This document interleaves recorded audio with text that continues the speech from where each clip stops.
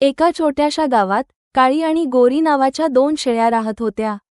दोघींनाही गावात फिरायला खूप आवडायचं. एक दिवस दोघीही वेगवेगळ्या बाजूंनी गावाजवळच्या एका अरुंद लाकडी पुलावर चढल्या. पूल इतका अरुंद होता की दोघी एकत्र जाऊ शकल्या नसत्या. त्या पुलाच्या मधोमध आल्यावर त्यांची नजरानजर झाली. अगं गोरी, मागे हो. मी आधी आले, मला जायचं आहे. काळी, तुझा काही हक्क नाही. मी पण आधी आले, तूच मागे हो. असं नाही चालणार. मी कधीही कुणासाठी मागे जात नाही.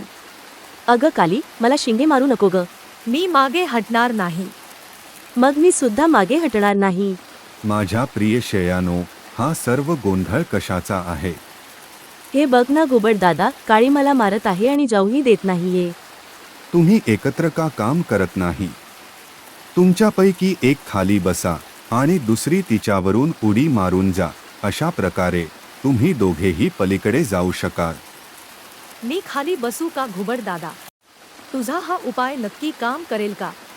माझ्यावर विश्वास ठेवा, हा उपाय नक्की काम करेल. तुम्ही दोघी माघार न घेता सुद्धा पलीकडे जाऊ शकता. मी उडी मारत आहे, मी हवेत आहे, मी पलीकडे गेले सुद्धा. अरे वा, एवढं पण काही अवघड नव्हतं हे. लक्षात ठेवा, संघभावना आणि सहकार्याच्या मदतीने आपण मोठ्या अडचणींवर मात करू शकतो. आपला अहंकार बाजूला ठेवून एकत्र काम केल्यास आपण मोठमोठ्या गोष्टी साध्य करू शकतो.